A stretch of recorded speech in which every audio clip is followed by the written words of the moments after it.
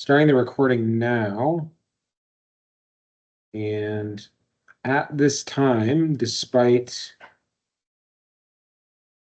having arranged for this event now with numerous people signed up, I am the only one here, both in person and online. So this recording will still happen. Might be a lot faster than the original intended timing of 50 minutes, 50, but it will commence. We will start. Hello, welcome in. We're just getting started here. Yeah, come on in. So I am recording. You're actually the only one here today. So we're still going to go with this, but most of the folks must just want the recording to watch the recording after. Okay. So yeah, take a seat anywhere you want. And yes, just for you and the sake of the recording and anyone else that shows up, this recording will be sent out to the full list of attendees on who signed up, and you can watch it also through our website. All right, so cool. So yeah, my name is Greg Bem. I'm one of the faculty librarians here at SCC. And this is the GenAI hands-on spotlight for Claude, which is one of the GenAI platforms that we will look at this quarter. There's also going to be one on Gemini and one on Perplexity AI later on in the quarter. So if you here in the room or anyone online is interested in participating in those, please feel free to drop in. And then at the end of the quarter, there will be a survey if there are any special topics you would like me to cover next quarter. Always looking to do these workshops in the context of what students and the community wants or feels is needed for learning about these tools. So yeah, and this will go, unless we get done early, which we might, this will go until 12:50 today. All right. So let's start with some introductions. As I mentioned, I'm Greg. I'm one of the librarians. I've been running AI workshops since early 2022, or sorry, mid 2022, right after ChatGPT initially launched. And I've been at the college for over a year at this point, just over a year. I came from the other side of the mountains, Kirkland, Washington, where I taught at Lake Washington Institute of Technology. Would you like to share why you're here today? Okay, just general curiosity? Yeah. Okay, cool. Today, if you have any questions or you want to chime in, please just feel free. There's clearly not much competition today to contribute. So here's what we'll do today. We'll open with a comment from me on caution and curiosity. If you attended my last workshop or watched the recording for it on ethics or the one on the introduction, it's GenAI, I always talk about being both cautious and curious. We will then review some of the key points about Claude, which is what we're focusing on today. Then I will demonstrate the interface. We'll do some guided demonstrations where we can look at certain things together. And that probably will blend in with open explorations as well for today. Does that sound reasonable? Cool. So just a quick note or to preface this presentation, a lot of people ask me, well, how do you feel about GenAI? How do you feel about its impact on the world and where we're going with it here at the college and in the workforce? Do you think the world is ending? Do you think that this is the best thing that's ever been invented? And I always say that I'm somewhere in the middle. I don't think that it's necessarily entirely bad or entirely good. I think there are very positive aspects to GenAI technology. I think there are a lot of concerning aspects as well to it. We cover a lot of the ethical problems around GenAI that is prevalent in the world today, that is very, very out in the open. And yet we also can look at the benefits to how it impacts our workflow, how it might optimize some of our tasks, how it can help us with creative problem solving, how it can support different types of learners. There's a lot of really, really great and not so great stuff. So ultimately, welcome online. Ultimately, this ends up being a question of, well, how do we stay connected to this technology and how do we move forward? And so I like to say, be cautious. It isn't necessarily the best thing, but also be curious because it's constantly emerging and there's a lot that's coming out, and how it may impact you positively or negatively is to be determined. Let's talk about Claude for a second. That's why we're here today. That's the special topic of today's session. Claude is a platform. It is the name of a platform and a set of products, or a family of products, that is GenAI. And it was initially launched in March of last year, 2023. So relatively new compared to a couple of the other older platforms that we've seen. It is a family of large language models. So similar to ChatGPT, which has multiple large language models, Claude also does. The latest is Claude 3.5, which came out just earlier this year, just a few months ago. So as you continue to move forward using these tools or learning about them, you'll often see that they will have either a number attached or a name for the individual models. And I believe we will see the naming of some of the models when we look at the interface. Who created it? It was created by a company called, they are based in San Francisco. And they have a really interesting approach to GenAI, which you can read a lot about, including on Wikipedia, called constitutional AI. And the idea is that they design these AI tools to be helpful and not harmful by default. And they also use minimal human feedback in their design, meaning they are not trying to learn from all of us intensively as we're using the platform. They want to have the platform ready to go to be helpful before you even use it. And why is that important? Well, as we saw with the ethics conversation at the last workshop, a lot of these tools and these companies, we don't know how they're using these tools. And we can assume that they might be taking all of our information as we enter it in to the platform. Hello, welcome. And using it without our permission or without transparency. Constitutional AI from Claude, the approach is responding to some of those concerns and saying, we don't need to know everything you're entering and learn from you as the user in order to be helpful. And the other aspect, not being harmful, is important to recognize as well, because a lot of the other concerns with GenAI is, what is the end result of it? And is it going to help or harm society? Could it potentially harm an individual? Well, they're trying to be proactive in saying they're not going to be harmful with their tools. Unlike some other tools, Claude doesn't have infinite generative capabilities. It can generate content, text content, and it can analyze documents and images. And when I say analyze, I mean you can upload a document or an image file into the platform, and Claude will be able to look at it and assess it. You could upload a picture of your cat, and it would be able to tell you what it thinks about that picture of your cat.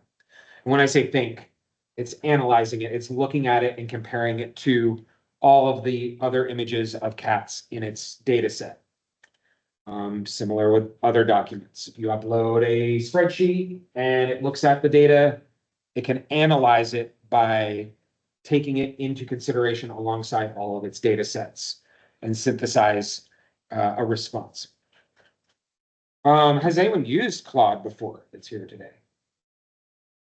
No, no, no. And online?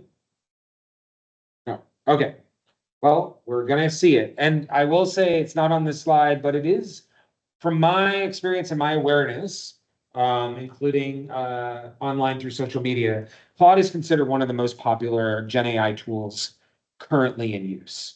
So a lot of people see ChatGPT as, the super Gen AI tool, the end all be all, but actually a lot of people, professional people, students, educators, they're using Claude. So yeah, let's take a look. So we're going to do three things with some guided demonstrations. We're going to review the user interface. I'm going to show you everything on the user interface as deeply as I can go with a free account, because I only have a free account. So that way you can follow along if you have a device with you and explore it, or you'll at least know when you go into it later on. In reviewing the user interface, that'll lead us to understanding the basic functionality, what Claude can do, maybe some things that cannot do. This is going to be a little bit spontaneous. I will be coming up with some prompts, and that will be number 3, testing functionality with example prompts. So does that sound good? Everybody on board with that today? Okay, great. Then we'll get back to open explorations if there's time. Okay, so Claude, I will write this on the board because I like taking a moment to write. If you go to Claude is a name, .ai, that is the website address. And you can go there. I believe if you're following along on your phone, you can let me know how well it works on the phone. But let's just start off with the intro page here. That way we're all on the same page here. When you go to Claude, I believe this is the starting page. Yep. This is the login screen, and your idea is amplified, privacy first AI that helps you create confidence. So this goes back to that idea of constitutional artificial intelligence. They're really emphasizing privacy here. I think that's important to know. And then you can also follow them and read more about them and learn more about what they say about your privacy. Caveat though, because if you are going to use this, you're going to need to sign up. It does ask you for some information, and we never know if they're fully transparent about what they say. That's the case with any company, right? Any company may say one thing, may do another thing, may require some account information from you, and that could be a privacy thing. So when you're entering in an email, keep that in mind. And just as a basic rule, even though they say they're all about privacy, just like with any Gen AI tool or any tech tool, don't put your personal information in there. Don't put your name and address. Don't put your social security number. Don't put your credit card or any of that stuff in there. We are really concerned about that stuff getting pushed out into the world. And they could also be hacked. It might not even be their fault. So just keep that as a baseline when you're using any of these tools. So you have the ability to sign in here. If you scroll down, you can learn more about Claude. And I'll just review this real quick since there's only a few of us in the room today. Claude is the next generation AI assistant built by Anthropic and trained to be safe, accurate, and secure to help you do your best work. We will see this in action in a minute. At the bottom, you'll see that Claude, like most Gen AI platforms, offers a free version, and you get access to 3.5, which is called Sonnet, like the type of poetry, right? You can do a pro account, which is $20 a person a month, and that allows more availability. So just like with all Gen AI tools, you may encounter various degrees of speed in using them, but if you pay, you'll get access to faster output. You also get access to more models, like their more powerful Claude 3 Opus, and early access to new features. And then there's a team version and an enterprise version. But I really wanted to highlight that there's the free and the pro, because down the road, you may want to consider using a paid account. I'm not recommending it, but if you're using it professionally, it may be something you pay for. You can also explore some additional FAQs and read more about the company and information about the company and terms of service and privacy. policy, etc. So keep that in mind if you want to explore further. Again, I am showing all of this because this really is a deeper dive into Claude than I would normally do in any of the other types of workshops. So I am actually going to use Google here because I believe I have a Google account with Claude already. And you do that and you're logged into Google, it'll just ask you to sign in or authenticate. Okay, yeah, so this is the one that let me take a sip of water to pause for a second. And I want to highlight before we even get started, this is case in point, right? Switch to Claude 3 Haiku. Due to high demand, Claude 3.5 Sonnet is temporarily unavailable for free plans. Claude 3 Haiku, another type of poetry, is faster but may provide less detailed responses. So this is a good example of what we just discovered. If I was paying for Claude, I would have access to their more powerful but potentially slower Sonnet language model. Instead, I have Claude 3 Haiku, which for today I think will be fine, but that's a good thing to know. Okay, so and then I can always upgrade. It's always going to tell me that I can upgrade, but not today. The main part of the screen, just like nearly every GenAI tool, that's where you're going to put in your prompts. That's where you're going to enter in whatever you want it to help you generate, and you'll get back a response in the main part of the screen. We will explore that when we actually test the functionality.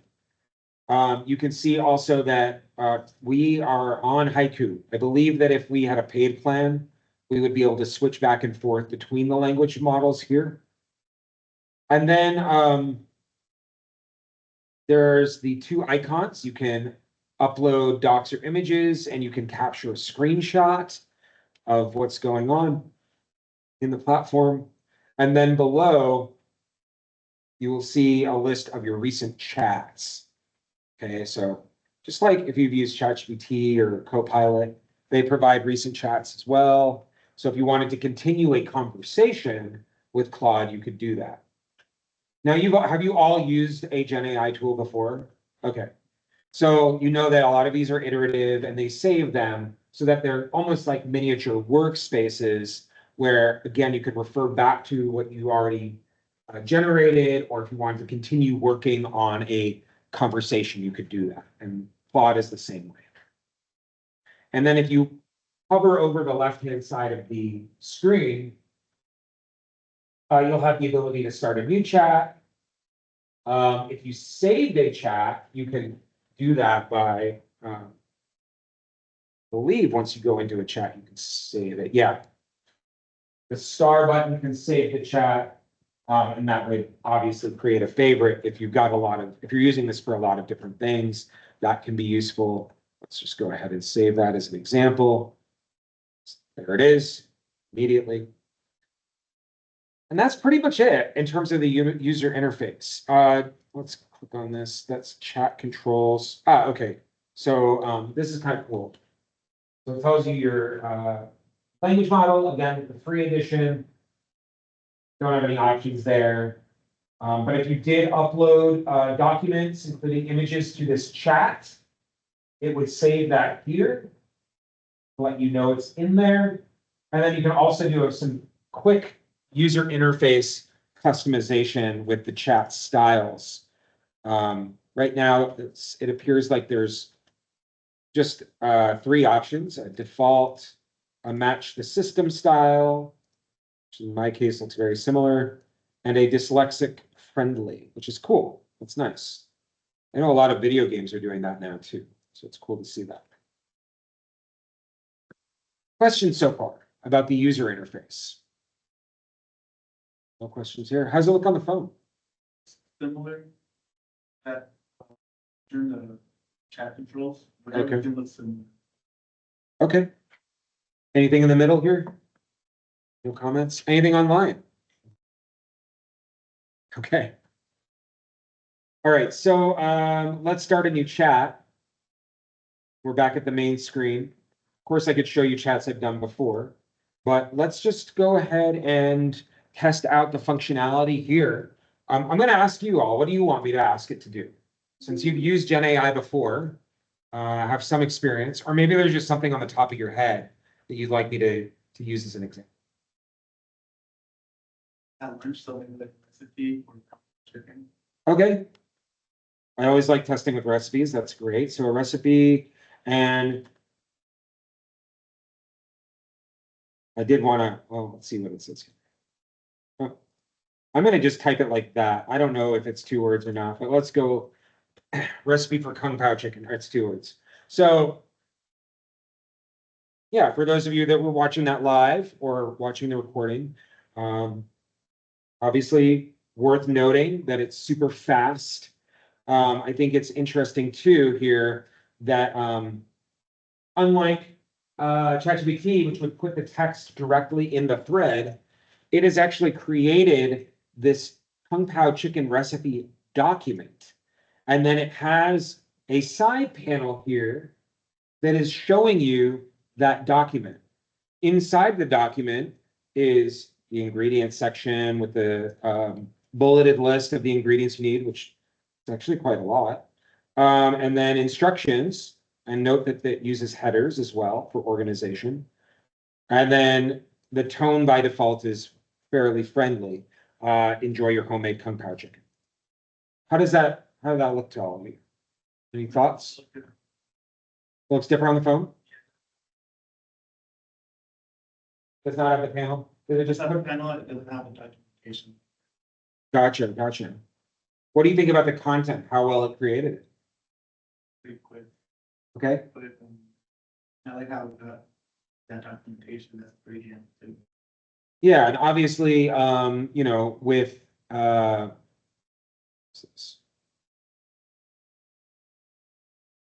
with bigger screen, you have more room, right, for the user interface. So on the phone, it makes sense if things would look a little bit different. But if we click on the chat controls, and now we will see there's a new section. We had content here, right? Still, we haven't added anything ourselves, but it's now listing what it calls artifacts.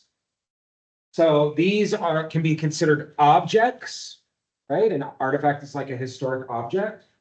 It's a really simple definition of an artifact, but that is something it created in the past and is connected to this chat. So as you're going through, let's say I ask it in a response, what's a nice dish to pair with this one? You give me a recipe for that. So now it gave me another recipe with garlic green beans. Okay. And note that the first one didn't have any kind of extra text in it. But now it says, here's a great side dish recipe that would pair nicely. It's created another document, garlic green beans, same kind of thing, same kind of recipe document here. But at the bottom of the recipe, check this out. The document it created also refers back to that original request. It says it would pair well with the spicy Kung Pao chicken. So that's pretty cool that it's creating these recipes that are in response and not just adding a random recipe document. Additionally, you know, it does also explain, as GenAI tools do, why it works. Like what is complementary about it, which is, you know, for us as learners, we're trying to also understand what it's creating too, or we're understanding what the content means. So we could totally have just gotten garlic green beans and called it a day and been like, oh, the Gen AI gods say that these things work well together. Guess that means it's correct. But in this case, it's doing a little bit more to explain the reasoning, which I like as someone who likes to learn through technology. That's helpful to me. And then as we look at our chat controls tab here, you can see we've got both of those recipes listed. in the artifact section. What do you think about all this? Super handy. Any thoughts here? Just thinking about it? Yeah, no pressure to respond. Anything online?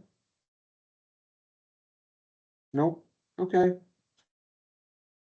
So that's one example. Let's do another example that's related to school. I'm gonna go back and start a new chat. School or the college or something. I love starting with food, but I want to transition with some examples that are connected to doing work. Does anyone have something I can ask it related to your college work, whether it's as a student or an employee, something I can add here?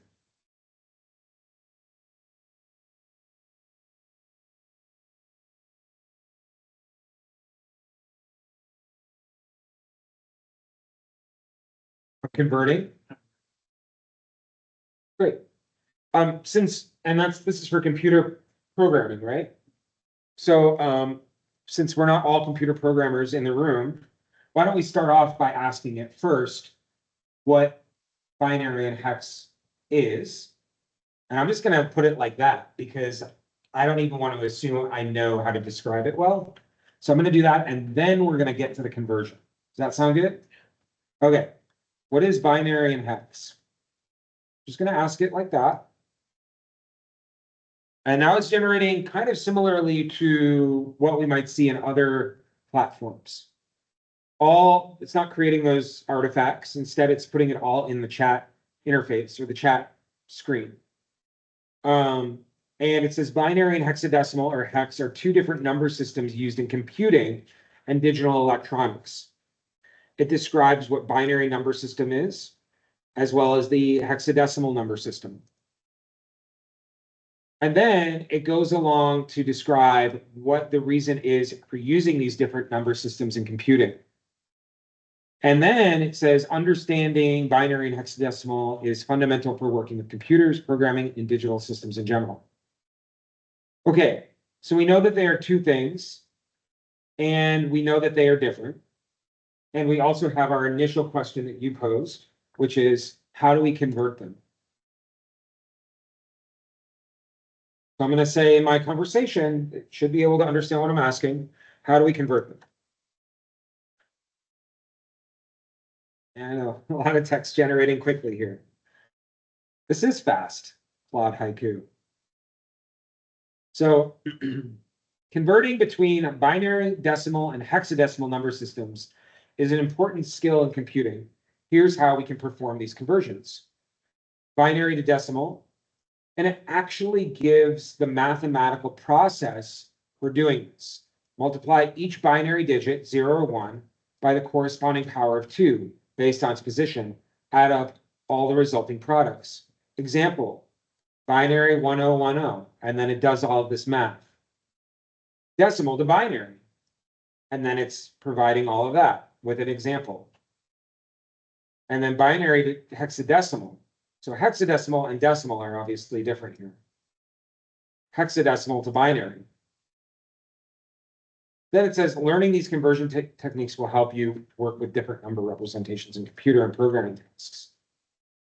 Now I want to know, is there any way to automate this, such as a tool, or perhaps it can do it itself? So let's ask that.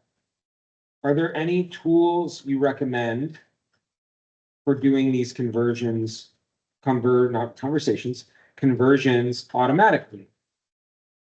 Are you able to convert binary to hexadecimal? Okay, and so, wow, it's a lot. I'm going to zoom out. So I think that's a lot to, can't see very much at one time. And yes, it says there are a number of useful tools. It says there's online conversion tools.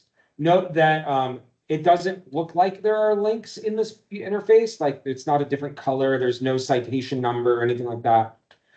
But you can click on all of these. I'm just going to show you just to see if it's hallucinating or not. That one looks like a real website. That one looks like a real website. And this one is this page is not correct, but this website is correct. And I wonder if, and binary is not here. So this is a great example because we cannot do what we need to do on this page, but it provided a link to this page for some reason. So again, with GenAI, as we hopefully all know, the links and sources that it provides sometimes are either hallucinated or inaccurate or out of date, those types of things. So keep that in mind when you're exploring. It also provides programming language utilities in Python, which is a programming language you can convert using these built-in functions. And then it says, as for your specific question, yes, I am able to perform binary to hexadecimal conversions. Here's an example. And so it not only is doing it here, but it's also explaining how it does it. So let's test it. Let's just change this to, can you convert the following to hex? I'm going to change a couple zeros, a couple ones to zeros. Now, with GenAI, again, we have to test it to see if it did the functionality correctly. We should never assume that it was correct. I don't have enough time to manually do that based on how it described manually converting. But let's say I put this into one of those other tools, like the first one. And boom, it did it in this tool as well, which I'm assuming, I shouldn't necessarily assume that this tool is correct either, but it did give the same answer for both. So it looks like it probably did the computation correctly. How do you think about all this?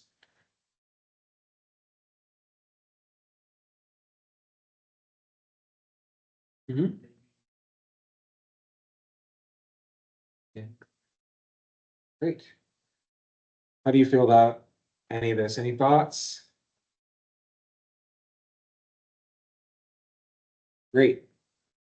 Okay, so we have a computer programming example. Let's do one more example from someone else this time. Online or here, something else, anything. Doesn't have to be too complicated, or it could be very specific.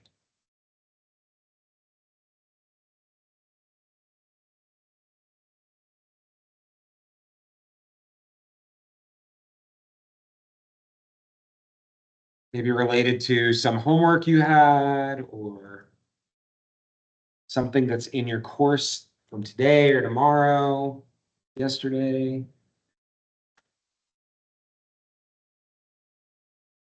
Nothing? All right. I will go ahead and ask it to, can you provide me, this is from yesterday for me, can you provide me with sources for a research paper on mental health and art therapy? This was from a class that I was teaching yesterday, ESL class. All the students are writing about art therapy. There are not art therapy, sorry, mental health and the mind and the brain and cognitive development, that sort of stuff. And one student was really interested in music and how music and emotions are related and how music can help with mental health. And so I was like, well, I'm not going to do your work for you. I'll do a related topic, which is how does painting connect to mental health, the act of painting. And as a result, we learned about the concept of art therapy. And that ended up being the new phrase or the new vocabulary that we wanted to look at. So now I'm going to use this this is a very typical college need, right? You're doing research papers in your classes, right? So what can Claude do to help me with this? Can it provide me with sources?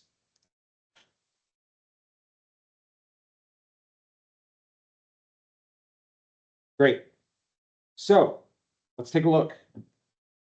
Certainly, here are some helpful sources on the topic of mental health and art therapy that you could use for your research paper. And it starts off with, the librarian's favorite, which is academic journal articles. We love those, right?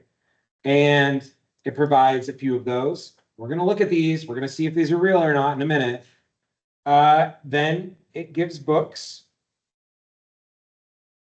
And then it gives websites. And I wish the websites were links, but they're not. So let's see. We've got 3 of each of these. Let's see how much of it is correct today. All right. Articles, books, website. Now, how am I going to verify if any of these are correct? What would you do? Use another tool, like what?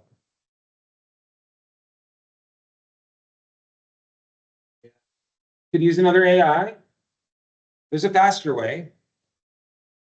Any other ideas? Google it, yes. Use a search engine. Because search engines are indexing the live web, and most journals, academic journals, most books, most websites, not all, but most are in that index. And so while you might not be able to find this journal article if you didn't know it, when you search for the title or the information about the article, it usually will come up if it's real. So I'm just going to search for the title and the author. So the effectiveness of art therapy for treating depression in adults. Now we've got to navigate past Google's AI and just scroll down to the actual search results. So check this out. No results found for this.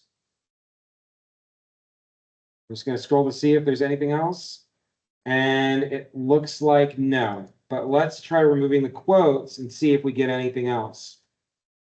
Just to see if maybe there's a similar article.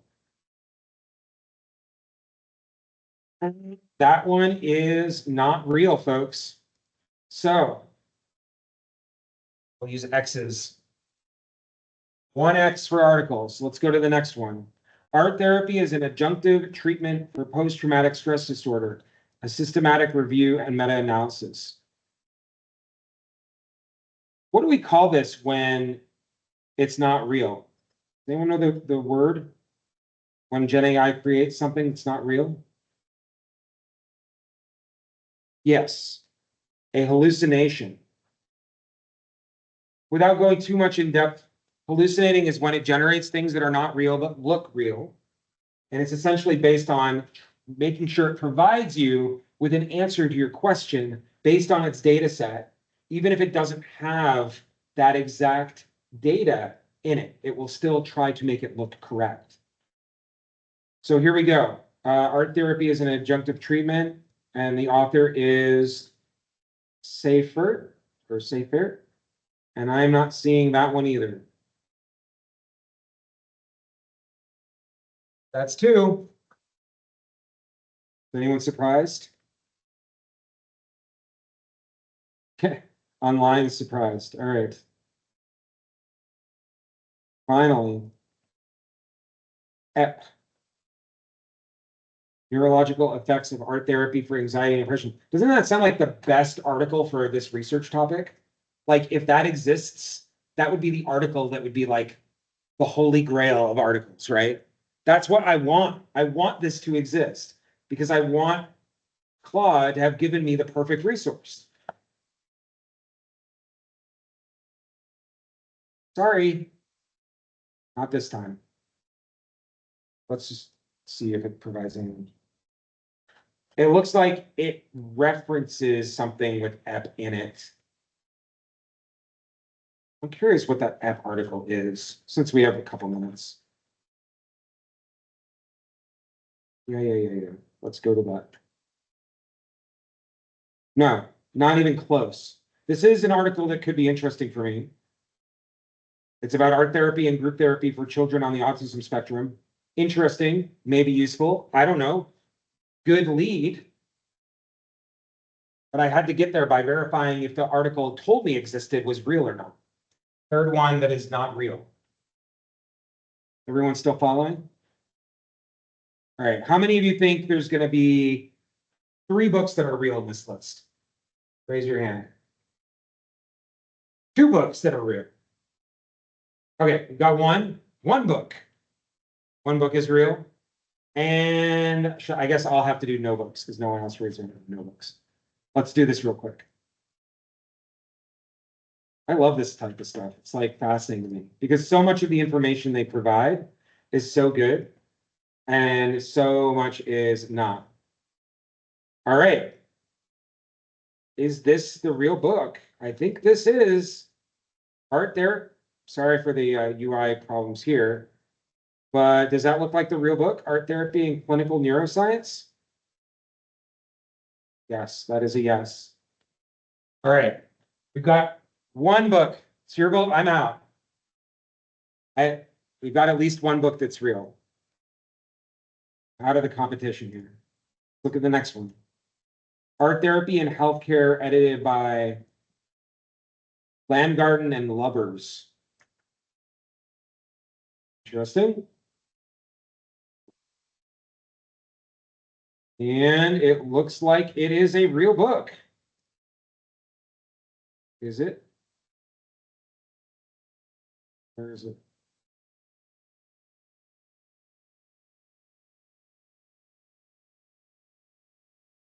Adult art psychotherapy. Oh my gosh. Sorry, clicking on the wrong things here. It got the authors right, but it did not get the title right. So that one unfortunately doesn't count. It did get us to learn about those other books though, but wrong. Not a real book. You're still in the running here. Your guess. Let's see. One more chance.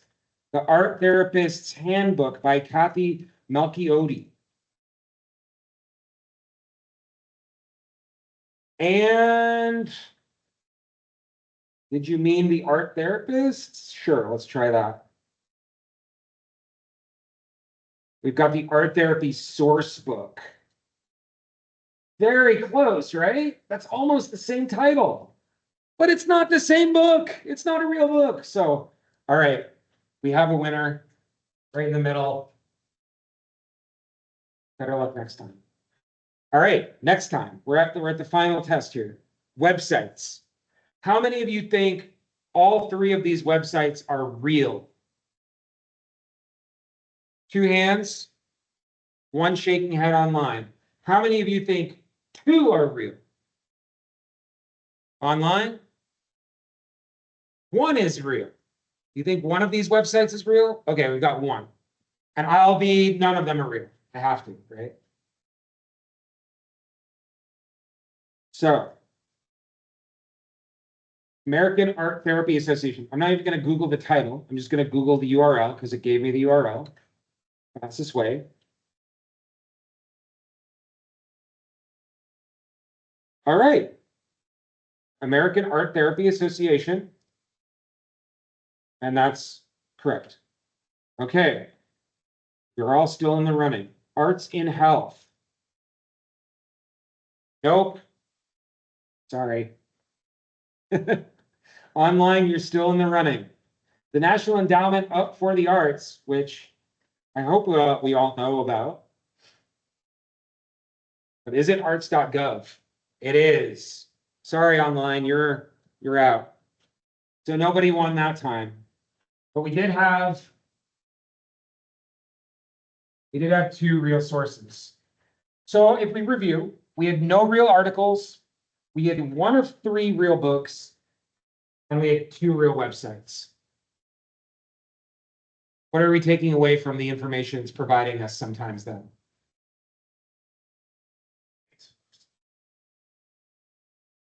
Yes, makes hallucinations quite often. Did you have something as well? Okay. I have a question, Greg. Does it have anything to do with it's able to find stuff that's online quicker than not? I mean, does that make sense? Yeah, that is a good question. I do not know. I do not Okay. know what it's able to find quicker. Again, I think that it goes back to the data sets with a lot of this. And if it has specific data that, again, like I said about hallucinations earlier, that looks close to what it's going to be able to provide, it'll generate something that looks real, but it's not, doesn't hit the mark. We are seeing with Gen AI tools, I'll get to you in a second. We are seeing with Gen AI tools a greater degree of live searching on the web. So that includes ChatGPT, like that it will look for websites and provide live links, which I think is great. That's like happening now. It's been happening for a minute. And I think that's going to be responding to some of this. But Claude, it seems like Claude has a bit of work to a bit further to go. Did you have something? Yeah. Creating this. Hallucinations? Hallucinations that, you want to purchase the team version or the pro version. That is a good question. Maybe you can subscribe and let me know. I don't know. But that might be something that's online, like, you know, the website Reddit has a lot of information being shared from users' experience. There might be some articles about it. That's a good question. You can follow up on that. One thing I do want to point out, though, even though we have the hallucinations, which are bad, I'm not going to say they are good, they are bad, because they're just not, they're saying something is real that is not. It is still providing me with some really helpful information. Here's some things that I would say are helpful from this. It's providing me with vocabulary, not the author names, because those could be real or not. Those aren't particularly helpful. But it is providing me with ideas for vocabulary to use in my research. It's also providing me with the reminder that I should be looking at different types of sources. As a researcher, that's a really important thing to do, to think about, like, where are you getting your information? And then especially in the website section. And remember, two of those are real. But it's saying, you know, professional organization, general information, government agency. Why is that important? Because it's reminding me as a researcher of the diversity of the people that are putting out information on this topic. It's not just an academic article. It's not just a blog post. It's all of these different places I can go. So because we know it hallucinates, one thing we could do instead of asking for the sources themselves is, could you provide guidance on how to do more research on this topic? And then we get a lot of helpful tips. And, you know, sometimes students need tips to do well. Sometimes professional researchers need to be reminded on where to go and how to look. And so it will tell you that you should go to academic databases. And it gives some examples. And I can actually say right now that these are all real. Though Google Scholar is not a database, an academic database itself. It's more of a general search engine. But it also gives some ideas on terms I can use. I would need to Google these again to see if these are hallucinated or not. But there's all of these examples. And it's telling me I should look at the academic journals themselves. It's giving me this idea to explore organizational websites, dissertations and theses, reference lists, reach out to experts, and so on. So it is helping me and encouraging me to do these types of things, which is another way that these tools can be used as a guide, as an assistant, not getting you the information directly, but supporting you as you go out and get information. I think that's kind of, right now, at least, one of the main ways that they can be used ethically. Okay, I'm now realizing we're at time. So we only were able to look at a few different examples today, but I hope you found it helpful. Go back here. If you want, now it's not loading it correctly. if you want to use this more or practice more on your own, I will close by saying this. Consider what you're currently studying in class, or consider a personal interest, and use these to form examples. Experiment. You will, as we have seen, you'll find out what Claude can do and what it cannot do. And then ask, can you see yourself benefiting from this tool in your everyday life? And can it support you here at the college? So what do y'all think in the last 30 seconds? Does this seem like a tool that might be helpful to you where you're at today? Okay, how so? Yes, no is not very useful for me to know.